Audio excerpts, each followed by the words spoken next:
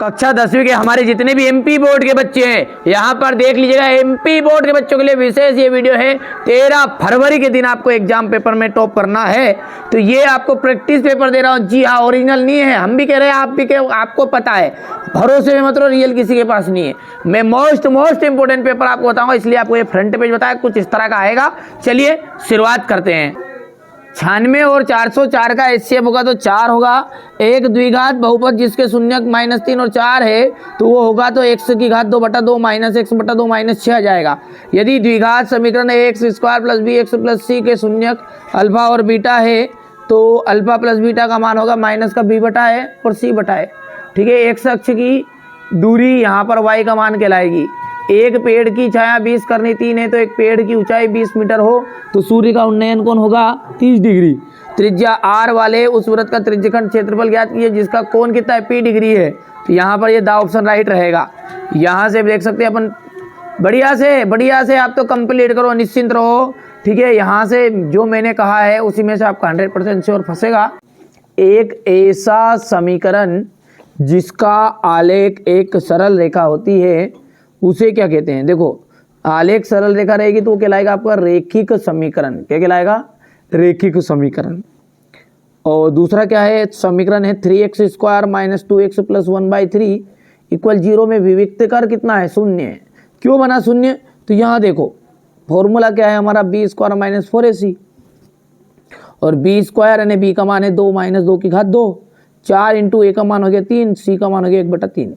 तो ये कितना हो जाएगा? विविक्त कर इसका शून्य हो जाएगा।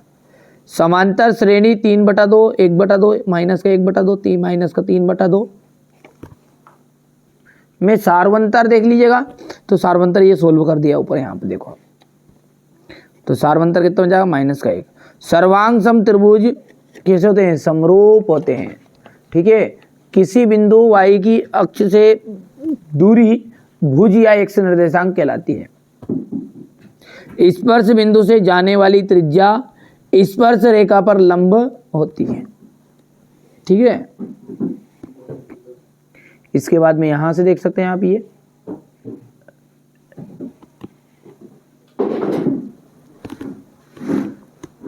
यदि हम जोड़ी की बात करें तो पहला है आपका समरूप चतुर्भुज। समरूप चतुर्भुज का हो जाएगा वर्ग x अक्ष x, y के बीच की दूरी, तो ये आ जाएगा आपका, यहाँ पर देख सकते हैं।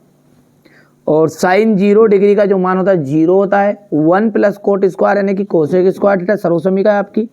tan 45 का मतलब होता है 1। शंकु का आयतन हो जाएगा 1/3 πr² h। हो गया इतना। चलिए अगला देखते हैं। ठीक है, यहां से देखिए इसका अगला पद क्या होगा। अगला पद का मान आपका बन जाएगा यहां पर माइनस का करनी में 2। दृष्टि रेखा की परिभाषा लिखिए। देखिए, ठीक है, वस्तु और हमारी आंख को मिलाने वाली रेखा, क्या लिखेंगे अपन? वस्तु और हमारी आंख को मिलाने वाली रेखा, ये कहलाती है आपकी दृष्टि रेखा कहलाती है। ठीक है भाई। यहां चलिए, वृत्त के चाप की लंबाई का फॉर्मूला आपको बताना है। तो वो होता है वृत्त की चाप की लंबाई का फॉर्मूला होता है 2πr θ/360। अर्धगोले के आयतन का फॉर्मूला होता है 2/3 πr³। माध्यिका का फॉर्मूला m इक्वल हो जाएगा l, निम्नतम सीमा, ठीक है, वर्ग अंतराल की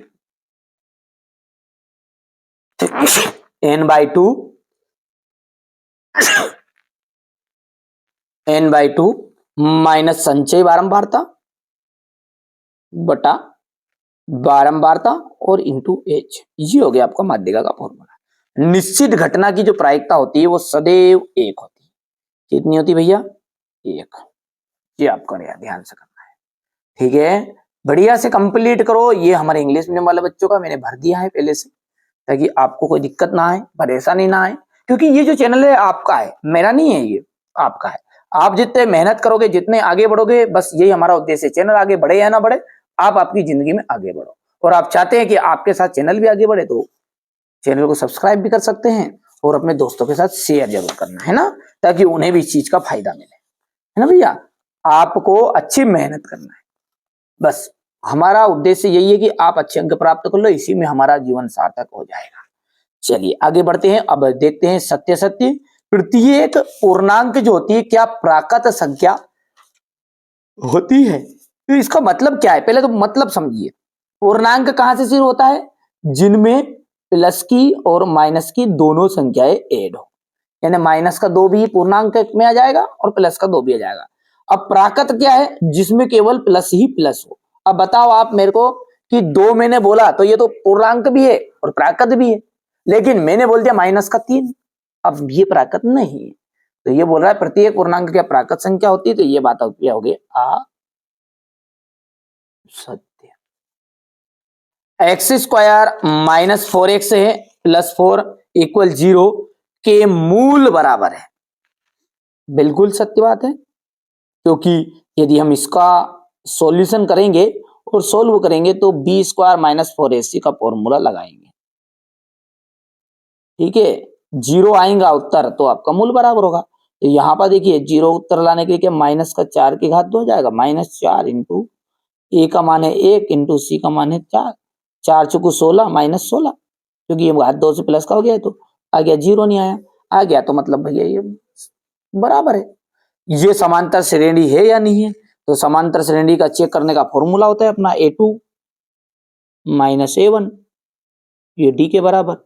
a2 का मान बताओ 2 माइनस 1, 1 आया। अब अगली बार अपन यहां से जब 2 था तो 2 के बाद 3 आना था, 3 के बाद 4 आना था, तो सार्वंतर हर एक में 1 1 नहीं है, ठीक है। एक बार बढ़ गया, एक बार घट गया, फिर बढ़ गया, तो ये गलत है, ठीक है। तो ये आपकी असत्य रहेगी। समकोण त्रिभुज का क्षेत्रफल होता है 1/2 इंटू आधार इंटू शीर्ष लंबा, तो ये बिल्कुल आपका सत्य रहेगा। वृत्त के 2 बिंदुओं पर प्रतिच्छेद करने वाली रेखा छेदक रेखा कहलाती है। 2 बिंदु पर प्रतिच्छेद करेगी तो बिल्कुल सत्य बात है, छेदक रेखा ही कहलाएगी। क्योंकि भैया ये आपका एक वृत्त है और वृत्त पे कोई भी 2 बिंदु है, तो ये जैसे ही मैंने यहां पर किया तो एक बिंदु पर टकरा गया दूसरा, तो इसको हम छेदक रेखा ही कहते हैं। तो ये बात है आपकी सत्य, ठीक है। किसी घटना की प्रायिकता 1 से भी अधिक हो सकती नहीं, क्योंकि भले ही वो निश्चित घटना हो ई, भले वो अनिश्चित घटना हो ई नॉट, सबका मान कितना होता है? 1 होता है। तो ये बात आपकी असत्य रहेगी, क्योंकि ये बोल रहा है 1 से अधिक भी हो सकता है। बढ़िया से यहां से देख सकते हैं आप, स्क्रीनशॉट लो, बढ़िया से आप कंप्लीट करो ना, कोई दिक्कत थोड़ी है। ये यहां पर आपका पहला फाल्स था, दूसरा जो है अपन ने ट्रू बताया है, तीसरा जो है आपका फाल्स था, चौथा आपका ट्रू, पांचवा भी आपका ट्रू ट्रू, ठीक है, और छठा जो है आपका बिल्कुल फाल्स बताया था, ठीक है। अब यहां से जो सवाल है इसको ध्यान से देख लीजिए आप, ये सवाल आपके 100% श्योर परीक्षा में आने वाले हैं, ठीक है। तो आप अच्छे से मेहनत करिएगा, हिंदी मीडियम के प्लस इंग्लिश मीडियम के। अच्छा सॉल्यूशन क्या है, अगले वीडियो से अपन है ना सबको स्टार्ट बाय एक ही वीडियो में मैं 6 से लगा के 23 तक का तो कवर नहीं कर पाऊंगा, क्योंकि घंटे से वीडियो बने, घंटा 2 घंटा, हिंदी का है नहीं क्या जल्दी जल्दी बढ़ा दो, ठीक है। तो मैथ्स का है, समय लगेगा, तो क्या करेंगे अपन प्ले लिस्ट बना देंगे, है ना। अब प्ले लिस्ट को आप फॉलो करते रहिएगा, जैसे 6 से लगा के 15 तक बता दिया एक वीडियो में, फिर 16 से लगा के 22 तक 23 तक बता दिया, इस तरह से अपन छोटे छोटे टुकड़ों में इन सवालों को करा देंगे। कर लेना है, अच्छे से करना है, जो मैं बताऊं आप तो मेरे पे विश्वास रखो, पहले आप मैं बता रहा हूं जो कर लो, ठीक है। बस उसके अलावा अतिरिक्त पढ़ते रहो, पर जो बताऊं उसको भी आप जरूर ध्यान से पढ़ो, क्योंकि ऐसे प्रश्न बताऊंगा जो 100% श्योर आएंगे ही आएंगे। एचसीएफ ज्ञात करना है आपको, 306 और 657 का 9 दिया गया है, और एलसीएम इनका ज्ञात करना है। सिद्ध कीजिए 6 और 20 के अभाज्य गुणनखंड विधि द्वारा एचसीएफ और एलसीएम द्विघात व्यंजक है, ठीक है। किसी बहुपद इसमें आपको शून्यकों की संख्या ज्ञात करनी है, देख लीजिए यहां से आपका क्वेश्चन नंबर 9 है, ठीक है। क्वेश्चन नंबर 9 के बाद में आप बात करेंगे तो द्विघात व्यंजक ज्ञात करना है आपको टी स्क्वायर माइनस 15 का। ये सारी चीजें कहाँ मिलेगी, मैंने बार बार बता रहा हूँ, प्लेलिस्ट में आप जाकर ध्यान। ठीक है भैया, इसके बाद में ये इसका अथवा रहेगा यहाँ से क्वेश्चन नंबर 6 का, ये थोड़ा सा छोटा करेंगे अपन, ये हो गया इतना। इसके बाद में यहाँ से क्वेश्चन नंबर 7 की बात करें अपन तो माना की करनी 3 + 2 करनी 5 क्या है, एक परिमेय संख्या, वो पूछ रहा है अपरिमेय, अपन ने बोला ऐसे परिमेय ऐसे करके सिद्ध कर लिया है। ये इसका पूरा सॉल्यूशन मैंने एक सेपरेट लॉन्ग वीडियो में बता दिया है करके सोल्व। ये तो हमारे बच्चों को नोट से चाहिए था जिनको, उनके लिए बता रहे हैं ये ना, बढ़िया से करना है कंप्लीट। ये स्क्रीनशॉट ले लेना यहाँ से, हो गया। यहाँ से क्वेश्चन नंबर 8 रहेगा, ये क्वेश्चन नंबर 8 का अथवा ये रहा क्वेश्चन नंबर 9। ये कुछ बेसिक रहेगा आपका क्वेश्चन नंबर 10 के लिए, पहले किस तरह की रेखाएं रहेगी तो कैसे हल रहेगा। अब ये क्वेश्चन नंबर 10 है, आपके युग में पूछ रहा था इसमें कौन से युग में है। ये आपका 10 का अथवा है, 2 बार करके आएगा वो, हो गया इतना। फिर इसके बाद में ये यहाँ से ये क्वेश्चन नंबर 11 आपका, ये क्वेश्चन नंबर 11 का था, पहले से ही देख लो। ये क्वेश्चन नंबर 12,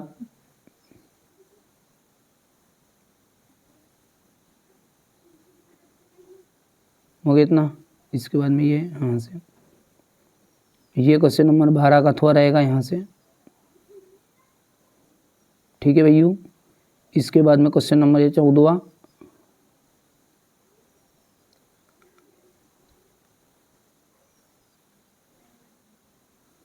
ये 14 का थोड़ा है,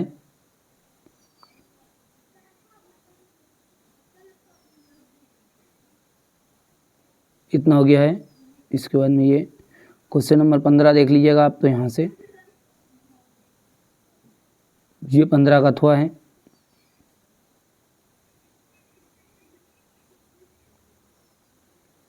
ये क्वेश्चन नंबर 16,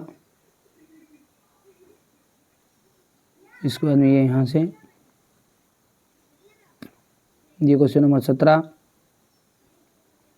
ये इसका थोड़ा रहेगा, ये 17 का थोड़ा रहेगा, देख लो ध्यान से। क्वेश्चन नंबर 18,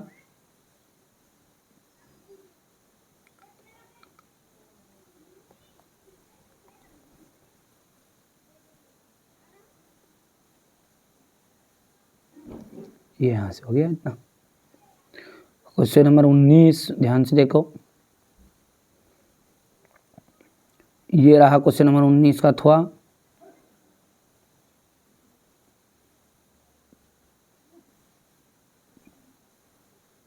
ये क्वेश्चन नंबर 20, इसके बाद में ये यहाँ से क्वेश्चन नंबर 21,